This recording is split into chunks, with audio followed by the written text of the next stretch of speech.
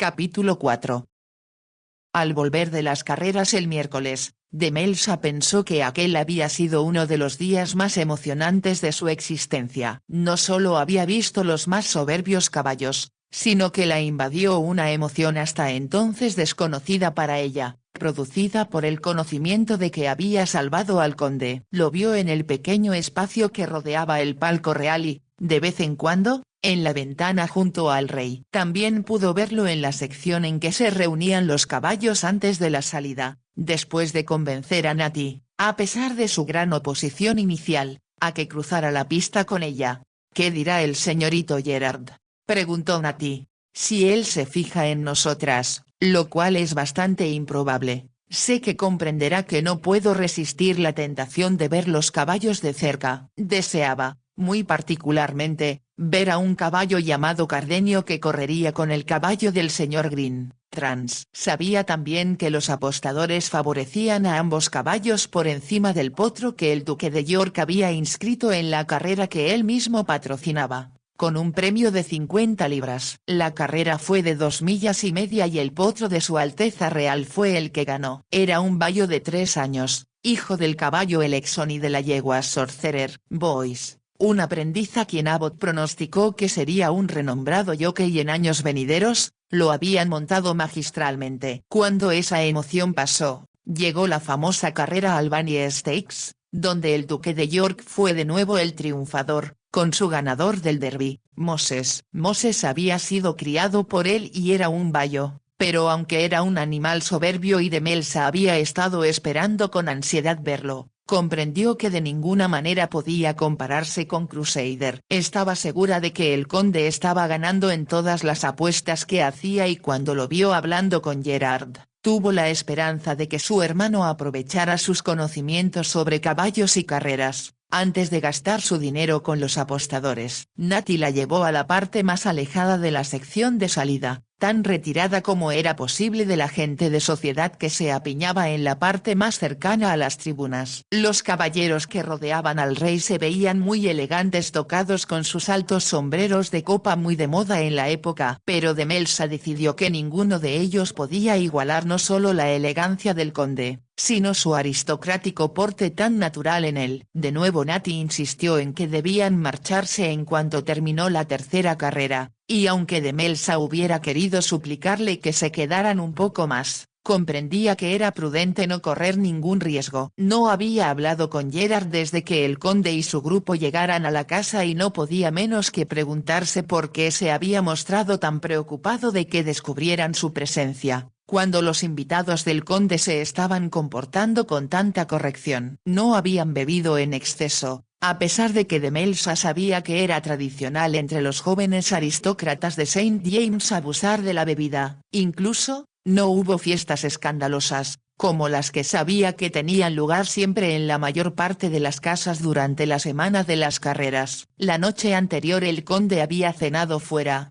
pero esta noche lo haría en casa y Demelsa se preguntó si entre sus invitados incluiría alguna bella dama. De una cosa estaba segura, la dama que había ordenado al ayudante del despensero que drogara su vino no estaría presente. Natty le había dicho que Hayes había salido de la casa precipitadamente la noche anterior. Lo salvé, se dijo Demelsa a sí misma, con aire de triunfo. Se preguntó si el conde se sentiría curioso respecto a quien había escrito la nota. Él nunca lo sabría y eso la defraudaba un poco. Volvieron a la casa y Demelsa entró, como de costumbre, por la puerta del jardín, para no ser vista por ninguno de los sirvientes del conde que estuvieran de servicio. Mientras subía la escalera secreta no pudo resistir la tentación de asomarse a las diferentes habitaciones para ver cómo lucían las flores que había arreglado a primera hora de esa mañana, antes de que nadie se despertara. Las había cortado de su propio jardín, que rodeado por los muros de ladrillo rojo estilo isabelino, quedaba fuera de la vista de todas las ventanas de la casa. Fue ahí donde su madre plantó un jardín de hierbas aromáticas, y Demelsa continuaba cultivándolas a pesar del intenso trabajo que requerían, además de las flores de su preferencia. Estas incluían las rosas que siempre ponía en el cuarto de su difunto padre. Trepando sobre una pequeña glorieta construida al fondo del jardín, Había una enorme enredadera de madreselva que se mezclaba con otra de rosas blancas, de suave aroma, que eran las favoritas de su madre. Como Demelsa pensó que el conde las apreciaría, los ramos en el salón eran más grandes que de costumbre y casi no había una sola mesita lateral que no tuviera un jarrón o una fuente con rosas. También había cambiado las rosas de su dormitorio y le parecía que hacían un contraste perfecto con la madera oscura que recubría los muros. Y aunque se dijo a sí misma que como el conde debía tener innumerables tesoros, sería muy difícil que se dejara impresionar por algo tan sencillo como las flores. Sin embargo, se preocupó por hacer lo más atractivo posible el ramo que colocaba en el escritorio de la biblioteca, donde ella se había dado cuenta que escribía sus cartas y a veces se sentaba solo al levantarse por la mañana. Pero como encontraba de muy mal gusto espiarlo, se impuso observarle solo cuando estuviera en el comedor y, desde luego, en la pista de carreras. Allí no se sentía indiscreta y siempre le resultaba difícil quitarle los ojos de encima para dirigirlos a los caballos. Seguía preguntándose por qué Gerard había dicho que el conde era tan perverso en lo que a las mujeres se refería. Tal vez era que, por ser tan apuesto, las incitaba a actuar de la manera en que lo había hecho la dama que tratara de drogarlo. Le hubiera gustado saber si él la había amado mucho y se encontró preguntándose a sí misma qué sucedía cuando un hombre como el conde hacía el amor a una mujer tan hermosa como aquella. Debían besarse, sin duda alguna, y Demelsa no pudo menos que pensar que debía ser una experiencia maravillosa. Sin embargo, tal vez a ella nadie la besaría nunca. Natty estaba siempre insistiendo en que debía conocer a la gente apropiada y Demelsa se daba perfecta cuenta de que se refería a que ella debía conocer solteros decentes entre los cuales podría seleccionar un marido. Tal vez no me casaré nunca, se dijo a sí misma, y pensó lo terrible que debía ser para el conde tener una esposa que estaba loca. Le produjo casi un dolor físico en el corazón pensar lo que debía haber sufrido, y oró porque una tragedia así nunca ensombreciera la vida de Gerard. Mientras subía hacia el cuarto de los sacerdotes, Demelsa decidió que se echaría un rato para leer uno de los libros que había subido a su escondite. La habitación estaba tan bien construida que tenía mucha luz, aunque las ventanas sesgadas estaban muy cerca del techo bajo y quedaban ocultas bajo el alero de la casa. Demelsa había limpiado muy bien las ventanas y la luz que penetraba en la habitación era difusa y daba al lugar un aire de frescura, después del intenso calor que había tenido que soportar en la pista. Tomó el libro, pero encontró que le era difícil concentrarse en otra cosa que no fueran las carreras y el conde. Él era todo lo que ella había soñado que debía ser, pensó. Era un deportista, amaba los caballos y era un magnífico jinete. Le parecía que personificaba todos sus sueños infantiles sobre San Jorge, Sir Galahad y los héroes de las novelas de Sir Walter Scott, que su padre le compraba cada vez que una era publicada. Nunca pensé, murmuró en voz baja, que vería al héroe de todas ellas en la vida real. Demelsa debió quedarse dormida y cuando despertó al oír a Natty que subía con esfuerzo la escalera, con su cena, había ya muy poca luz en el cuarto. Demelsa se sentó en la cama. Me quedé dormida, Natty dijo. ¿Qué hora es? Casi las 10 de la noche, contestó Natty. Y la servidumbre ha empezado ya a cenar. Demelsa estuvo a punto de expresar con un grito su desilusión. Había pensado en ver al conde esa noche en el comedor. Ahora ya era demasiado tarde y para cuando hubiera terminado de cenar, estaba segura de que habrían pasado ya al salón. Hubo fiesta esta noche, dijo Natty, casi como si supiera lo que Demelsa había estado pensando. ¿Hubo señoras presentes? No. Solo caballeros. Supongo que la conversación fue solo sobre carreras de caballos. En esta casa nadie piensa en otra cosa. Y nadie hablará de otra cosa mañana, dijo Demelsa con una sonrisa, cuando Crusader gane la Copa de Oro. Si la gana, dijo Natty con voz aguda. La ganará, exclamó Demelsa. ¿Cómo podría el caballo más grande que existe dejar de ganar la carrera más importante? La Copa de Oro había sido introducida en las carreras de Ascot en 1807. La primera vez que se corrió cubría poco más de 2 millas, pero fue aumentada media milla más al año siguiente. A Demelsa le habían contado que la reina y las princesas habían visto la carrera desde un pabellón especial construido en un lado de la pista. Se había erigido otro palco, frente a los jueces, para el príncipe de Gales. ¿Tú recuerdas, Nati, la primera carrera por la Copa de Oro?, preguntó Demelsa. Por supuesto que la recuerdo, contestó Nati. La reina y las princesas llevaban capas españolas, combinadas con lo que yo llamaría sombreros andaluces. Demelsa se echó a reír. Siempre bromeaba con Nati sobre su interés por la familia real. ¿Y quién ganó la carrera?, preguntó Demelsa. Eso es mucho más importante. Hubo un momento de silencio. Entonces Nati dijo: ¿puede usted creerlo, señorita Demelsa? Se me ha borrado de la memoria. Demelsa volvió a reír. Estabas mirando a la reina en lugar de fijarte en Master Yacey. Tal vez su majestad me pareció más interesante, replicó Nati, casi con aire de desafío. Bueno, olvídate del rey mañana y concéntrate en Crusader, dijo Demelsa. No creo que el dinero del premio, o sea las 100 guineas, sean de importancia para el conde. Será el honor y la gloria lo que cuenten. Estaba pensando en cómo cada año propietarios y jockeys luchaban por ganar lo que originalmente se había llamado el lugar del emperador, porque además del dinero del premio había una placa que regalaba el zar de Rusia, Nicolás I.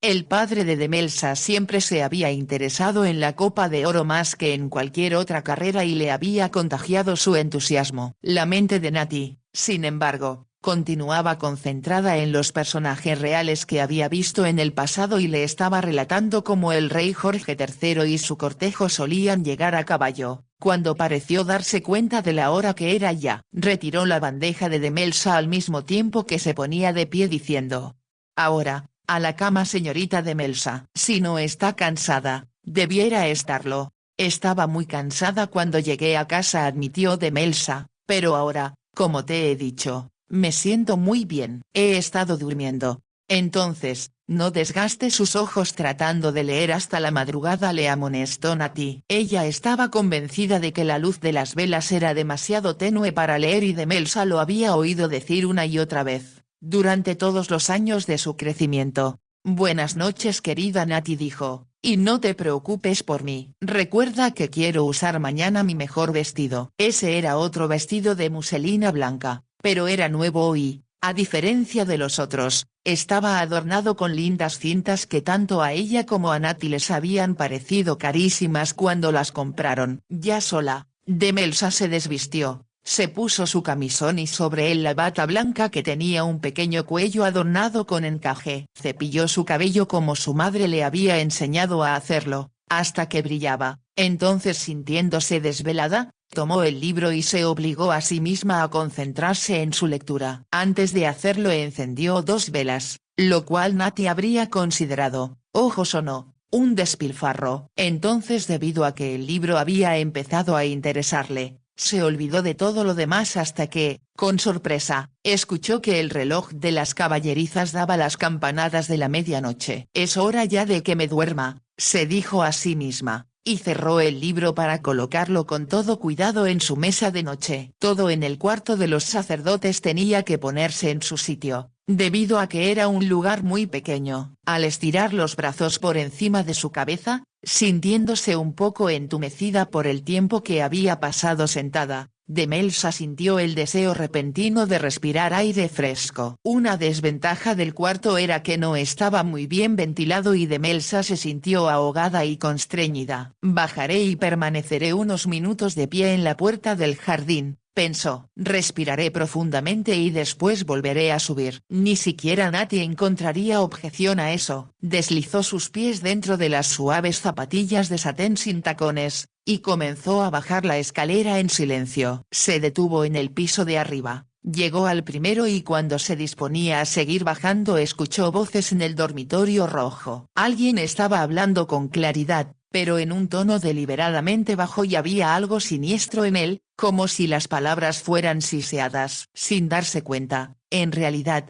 de que estaba invadiendo la intimidad del ocupante, Demelsa se detuvo y, levantándose sobre la punta de los pies, miró por el pequeño agujero que se encontraba en los paneles de madera, estilo jacobino, con que estaban recubiertos los muros de la habitación. Al hacerlo recordó que era Sir Francis Wigdon, el hombre que le era antipático, el que ocupaba esa habitación. Lo vio sentado a un lado de la cama. Tenía puestas todavía sus ropas de gala, aunque se había aflojado la corbata. ¿Trajo exactamente lo que le dije?, le oyó de Melsa preguntar en voz baja, lo que hacía que sus palabras parecieran deliberadamente secretas. Se movió un poco para poder ver con quién estaba hablando y vio, para su sorpresa, que había otros dos hombres en la habitación. Uno de ellos parecía su valet. Llevaba puesto un chaleco a rayas en los que a ella le parecieron los colores de Sir Francis. El otro era un tipo de aspecto torvo y rudo, con un pañuelo rojo atado al cuello. Sostenía una gorra en las manos, que torcía con gesto nervioso, mientras en un tono muy peculiar de los barrios bajos decía: «Lo traigo aquí, señor». «¿Estás seguro de que es lo bastante fuerte como para ser efectivo?», preguntó Sir Francis dirigiéndose ahora al hombre que parecía ser su valet. «Puedo jurarle, señor, que una vez que Crusader lo haya tomado, no correrá mañana». «Magnífico», exclamó Sir Francis. De Melsa contuvo el aliento, como si no pudiera dar crédito a lo que acababa de oír. «Entonces en marcha, póngase a trabajar», ordenó Sir Francis. «Pero asegúrense muy bien, antes de entrar a las caballerizas, que todos están dormidos». «Tendremos mucho cuidado, señor», contestó el valet. De Melsa no esperó a escuchar más. Sabía ahora lo que los hombres intentaban hacer. Siempre había habido rumores sobre los caballos que eran drogados antes de las carreras y de propietarios que tenían guardias para vigilar sus caballerizas. Pero estaba segura de que nunca había cruzado por la mente del conde, ni por la de Abbot, que los caballos no estaban seguros en la casa de los Langford. Su primer pensamiento fue que debía despertar a Gerard, pero era imposible llegar de forma directa a su cuarto y temía que si salía al corredor podría encontrarse con los hombres con quienes Sir Francis había estado hablando, o con el propio Sir Francis. Casi inconscientemente, sus pies la llevaron hacia el pasadizo lateral que conducía al dormitorio principal. Solo cuando descendió los escalones que conducían al panel secreto junto a la chimenea, se preguntó si estaba haciendo lo correcto y recordó lo furioso que Gerard se pondría con ella. Entonces se dijo a sí misma que nada importaba, excepto salvar a Crusader. ¿Cómo podía permanecer con los brazos cruzados, mientras el caballo era drogado e inutilizado para correr al día siguiente? No era solo que el conde se sintiera humillado de tener que retirar su caballo, y que él y Gerard perdieran el dinero que habían apostado. Era también una humillación y una ignominia que cosas así pudieran pasar en su casa. Extendió la mano sin esperar siquiera a mirar a través del agujero de espionaje. La puerta secreta se abrió y ella entró en la habitación que fuera de su padre. Las cortinas habían sido descorridas y a la luz de las estrellas y de una pálida luna que cabalgaba por el cielo, pudo ver con claridad suficiente para comprender que el conde estaba en su cama, dormido. De Melsa aspiró con fuerza y entonces habló. El conde había disfrutado de la cena a la que se habían unido 6 de sus mejores amigos. La comida fue excelente, el vino soberbio y aunque la conversación había versado sobre carreras, todos los presentes contaron anécdotas divertidas, de un tipo u otro. Intercambiaron chistes con un ingenio que hizo al conde lamentar que el rey no estuviera presente. Si había algo que el rey Jorge IV disfrutara de verdad era una conversación ingeniosa, a la que podía contribuir con una inteligencia que pocas personas, exceptuando sus amigos más íntimos, le reconocían. «Fue una velada estupenda, Valiant», dijo uno de los invitados del conde al marcharse. «No recuerdo haberme reído tanto en mucho tiempo». Cuando el conde subió a la cama pensó que había sido inteligente de su parte insistir en que todos se retiraran temprano. Como el rey detestaba las fiestas que se prolongaban demasiado y le disgustaba que los hombres bebieran hasta el punto de volverse incoherentes. Dado que él bebía con mucha moderación,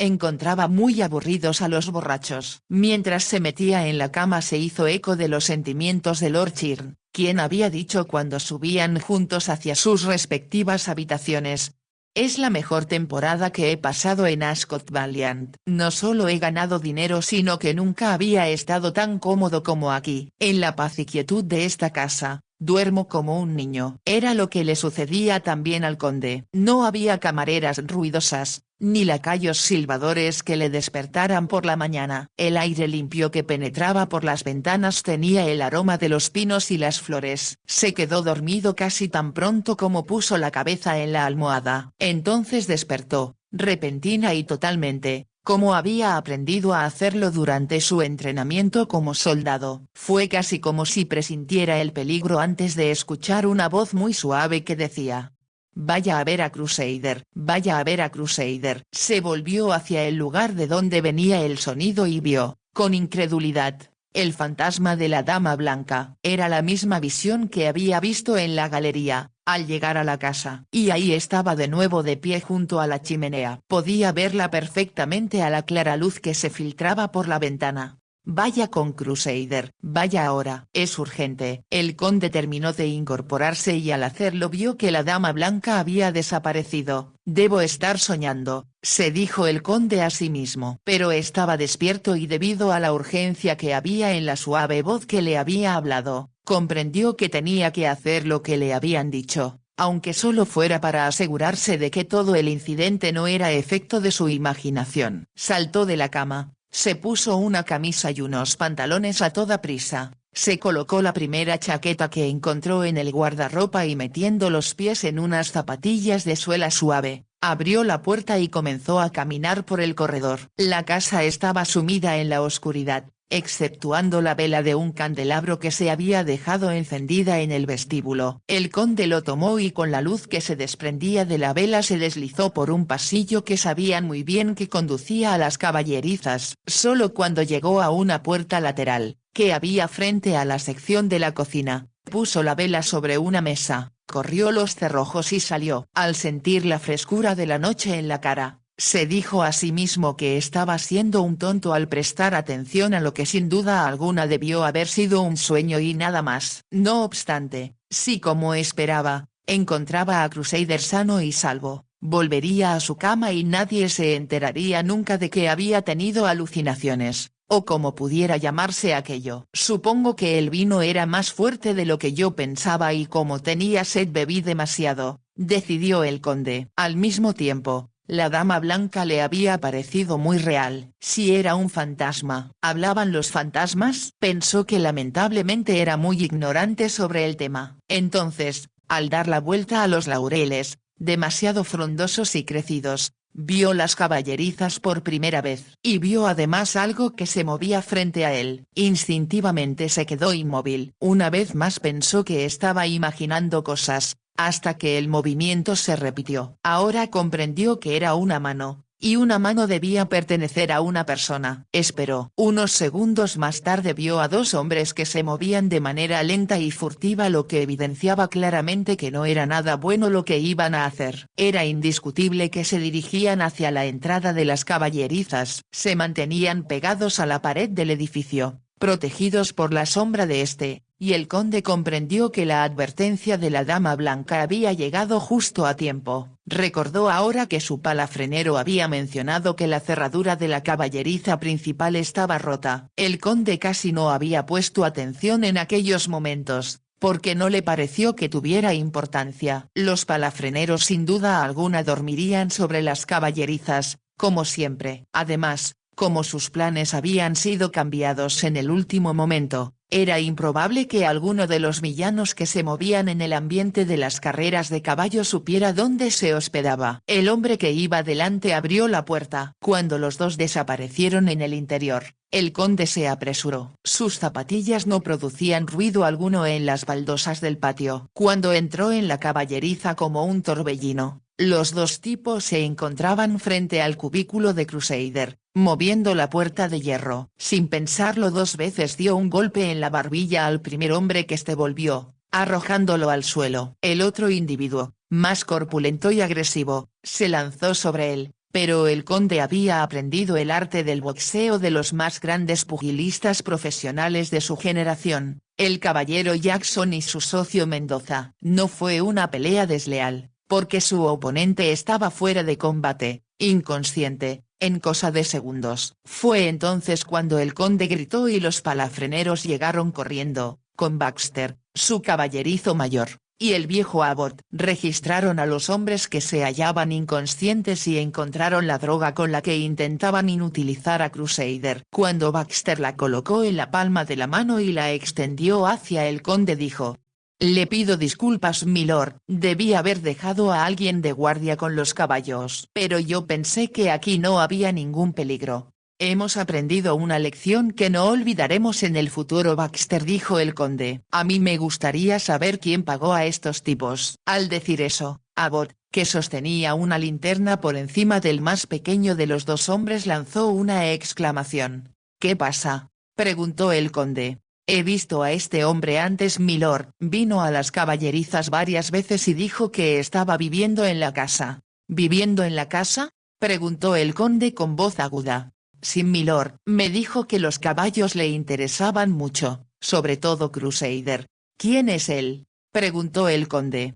«Dijo que era el valet de uno de los invitados milord, y mire, lleva puesto el chaleco de una de las libreas». El conde bajó la mirada, a la luz de la linterna pudo ver los botones del chaleco a rayas y reconoció la corona que había en ellos. «Amarren bien a estos rufianes», ordenó a Baxter. «Enciérrelos bajo llave y yo me encargaré de que sean entregados a la policía de la pista de carreras mañana por la mañana». «Muy bien milord». «Y gracias milord, solo puedo decirle que me siento muy humillado de que esto haya ocurrido. Por fortuna fui advertido a tiempo», comentó el conde. «¿Advertido milord?». Esa era una pregunta que, pensó el conde mientras caminaba de regreso a casa, no podía contestar. Subió y, sin llamar a la puerta, abrió la que conducía al dormitorio rojo. Sir Francis estaba a medio vestir y no se había acostado todavía. La expresión que había en su rostro al ver entrar al conde era tanto de temor como de culpabilidad.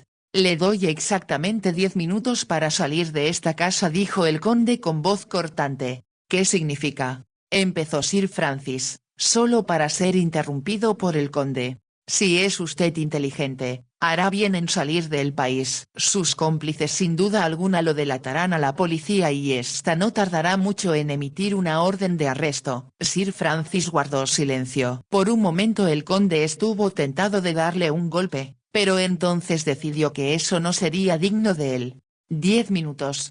Repitió y salió de la habitación cerrando la puerta tras él. Al llegar a su propio dormitorio, la fuerza de todo lo que había sucedido le hizo mirar con incredulidad al lugar donde había visto a la dama blanca hablarle. Caminó hacia él y al hacerlo se dio cuenta de nuevo de la presencia de ese perfume dulce y tenue. Comprendió entonces quién era la autora de la nota que le había advertido que no bebiera el vino. «Primero yo, después mi caballo», dijo el conde en voz alta, torciendo los labios. Los fantasmas no escribían cartas aún sí, de manera increíble, eran capaces de hablar. Se quedó de pie, mirando hacia donde había visto a la dama blanca. Entonces extendió la mano y empezó a palpar la madera del muro. De las profundidades de su memoria había surgido el recuerdo de una ocasión en que, siendo niño, se hospedó con sus padres en una casa de Worcestershire. Era una casa muy vieja, rodeada de un foso, que le había encantado. Sus padres le prestaban muy poca atención y como no había otro niño en la casa, se había convertido en la sombra del administrador, que era un hombre muy bondadoso y quien le mostró cuadros de batallas y otros acontecimientos dramáticos de la historia, que abundaban en la casa, relatándole en una ocasión la historia de la batalla de Worcester y le explicó cómo el rey fugitivo se había ocultado en un roble para escapar de quienes lo perseguían.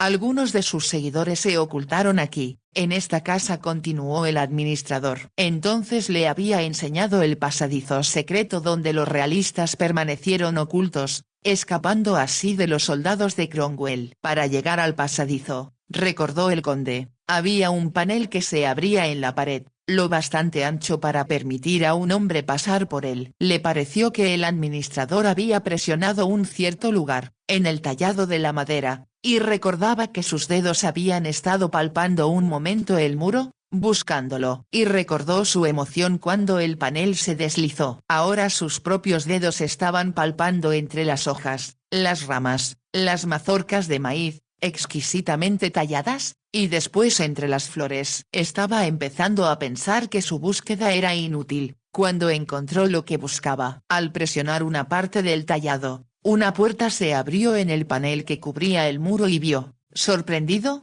que del otro lado había un par de botas de montar. El conde volvió a su dormitorio y encendió la vela cercana a la cama, colocada en un candelabro. Entonces, sosteniéndolo en alto para alumbrarse, cruzó el muro, sintiendo que iniciaba el viaje a lo desconocido más emocionante que había hecho en su vida. Con mucha suavidad, moviéndose con lentitud para no hacer ruido, el conde subió la angosta escalera circular. De vez en cuando se detenía para mirar cómo de ella se desprendían otros pasadizos secretos. Pero continuó subiendo todo el tiempo hasta que vio luz frente a él y se dio cuenta de que casi había llegado a lo más alto de la casa. Un segundo o dos más tarde encontró lo que buscaba. El cuarto de los sacerdotes era muy pequeño y vio que contenía un sofá colocado contra un muro y que en el otro lado había una imagen de la Virgen María, rodeada de flores. Por debajo de la imagen, surgiendo del muro mismo, había algo que era poco más que una repisa, pero que obviamente había sido usada por los sacerdotes perseguidos a modo de altar, para decir misa. En el angosto altar había ahora dos velas encendidas y entre ellas un jarrón de rosas blancas. Arrodillada con las palmas unidas en la actitud eterna de una mujer en oración, estaba la dama blanca. Su cabello, que caía sobre sus hombros, era tan pálido que a la luz de las velas parecía casi plateado. El conde pudo ver que era pequeña y esbelta, casi como una niña, pero la bata blanca que llevaba abotonada al frente revelaba la suave curva de sus senos. Estaba de perfil y su naricita era recta y aristocrática, sus pestañas oscuras contra sus pálidas mejillas. Hacía mucho tiempo que el conde no veía a una mujer arrodillada en actitud de oración y ciertamente no era lo que esperaba encontrar cuando subió la escalera. Entonces instintivamente, la mujer que él observaba volvió la cabeza. El conde se encontró con la mirada de unos ojos que parecían casi llenar todo el pequeño rostro. Por un momento se quedó muy quieta. Entonces, con suavidad, en la misma voz con que había hablado con él en su dormitorio, preguntó: «¿Crusader? ¿Está a salvo?», contestó el conde. «Fui a verlo como usted me dijo». Ella lanzó un suspiro de alivio que parecía venir de las profundidades mismas de su ser. «¿Estaba usted orando por él?», preguntó el conde. «Sí, tenía miedo. Mucho miedo. De que hubiera llegado usted demasiado tarde». Sus oraciones fueron escuchadas. Entonces, como ella se pusiera de pie con lentitud, el conde preguntó: «¿Quién es usted?». «Pensé que era un fantasma». Ella sonrió y eso pareció transformar la expresión de su rostro de la espiritualidad perfecta a algo muy humano, pero, a su modo, igualmente encantador. «La dama blanca», dijo ella. «Eso era lo que yo esperaba que usted creyera cuando me vio en la galería larga».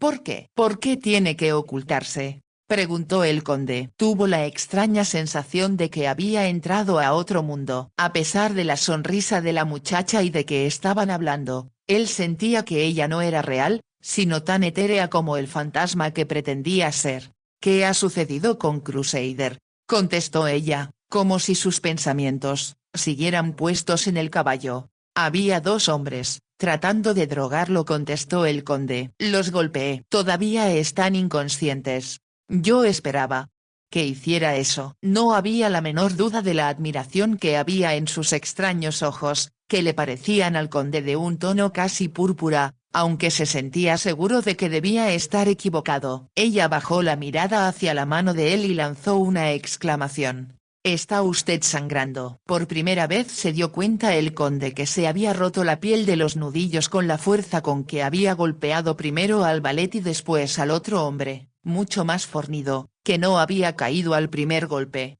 «No es nada», dijo él. «Pero está sangrando», insistió Demelsa. «Una herida así puede infectarse y volverse muy dolorosa». Abrió una alacena que había en la pared y sacó una pequeña jofaina de porcelana y una jarra del mismo material y diseño. Las puso sobre una silla. Luego sacó una toalla de lino blanco y una pequeña cajita. El conde permaneció de pie, observándola. Parecía muy alto y muy ancho de espaldas dentro de los confines de aquella pequeña habitación. «Creo, milord», dijo ella por fin, que será mejor que se siente en la cama para que pueda curarle la mano como es debido. El conde se sentía demasiado intrigado para hacer otra cosa que no fuera obedecer. Puso su vela encendida con las que estaban en el altar y se sentó. De Melsa se arrodilló junto a él, y después de poner un poco de agua en la jofaina, abrió la cajita y añadió lo que el conde comprendió que eran hierbas. ¿Cómo se llama?, preguntó él mientras ella revolvía el agua con los dedos.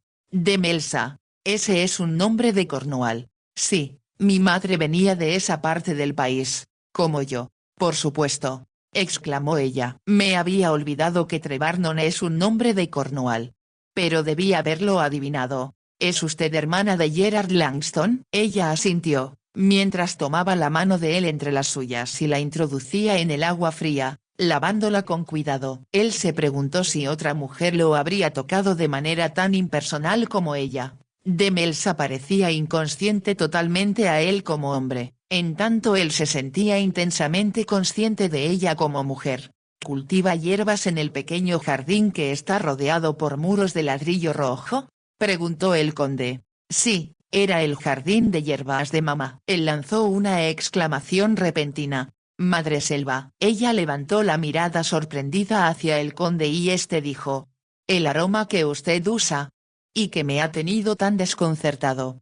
Lo huelo ahora en su cabello. Viene de la madreselva que crece en la glorieta del jardín de las hierbas. Mamá me enseñó a destilar el aceite de las flores en la primavera. No recordaba a qué pertenecía ese aroma, explicó el conde. Pero lo percibí en toda la casa, sobre todo en la nota que me dejó. No supe cómo podía advertirle, de otra manera. ¿Cómo sabía que el vino me drogaría? Vio que el rubor subía a las mejillas de Melsa y antes de que ella pudiera contestar exclamó: pero. Claro está. Usted puede ver hacia el interior de las habitaciones. Solo miraba de vez en cuando, dijo de Melsa. Me sorprendió oír a una dama hablando en el salón cuando volvía de las carreras. Y esta noche bajaba yo porque hacía mucho calor aquí y quería tomar un poco de aire fresco. ¿Y oyó hablar a Sir Francis?, preguntó el conde. Le oí hablar. Con una voz extraña que sonaba misteriosa y siniestra. No he escuchado ni mirado en otras ocasiones, excepto la primera noche, cuando estaban ustedes en el comedor. ¿Me oyó preguntar a su hermano sobre la dama blanca? Sí. Yo estaba en la galería de los trovadores. Tal vez yo estaba percibiendo su presencia sin darme cuenta. Pero ya me había intrigado que alguien pudiera desaparecer de forma tan repentina, en la galería, a menos que fuera un fantasma. Como si esas palabras recordaran a de Melsa lo enfadado que Gerard se habría puesto de que ella hubiera conocido al conde. Se levantó para dirigirse de nuevo hacia la alcoba de la pared. Volvió con un pedazo de tela limpia, que cortó en tiras.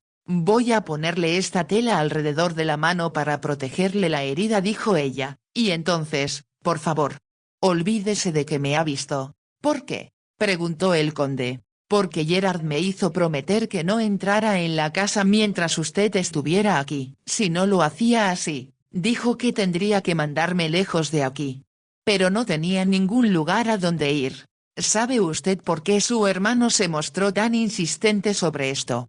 ¿De que no debíamos conocernos?, preguntó el conde. Comprendió la respuesta por la forma en que de Melsa bajó los ojos y el rubor volvió a subir a la suave blancura de su rostro. Su hermano tenía mucha razón, dijo él. Tendremos que mantener en secreto nuestro encuentro, aunque me va a ser difícil explicar cómo logré salvar a Crusader. Puede decir que por intuición sintió que algo andaba mal, se apresuró a decir ella. A mí no me gusta la idea de que usted mienta, pero Gerard se enfadaría mucho conmigo. Ya veo que me ha hecho aparecer como un monstruo, exclamó el conde iracundo. Gerard le admira mucho, como todos, dijo de Melsa. Es solo que. Sí, ya sé que tengo muy mala fama en lo que a mujeres se refiere, concluyó el conde. No había necesidad de que ella confirmara lo que ambos sabían que era cierto. Y cómo le estoy agradecido, dijo él, por salvarme y salvar a Crusader. Mantendré en secreto el hecho de que usted y yo nos hemos conocido. Eso es muy bondadoso por su parte. No me gustaría que Gerard se preocupara cómo sucedería si lo supiera. Lo mantendremos en feliz ignorancia de todo lo que ha ocurrido, le prometió el conde. Se levantó de la cama y, extendiendo la mano que no tenía vendada, tomó la mano de Demelsa. «Gracias», dijo. «Muchas gracias, mi pequeña dama blanca, por todo lo que ha hecho por mí. Si Crusader gana mañana, la victoria será de usted». Le besó la mano. Tomando la vela, dio una última mirada a aquellos ojos de extraño color violáceo, que Demelsa tenía vueltos hacia él. Entonces, con lentitud, empezó a descender por la angosta escalera.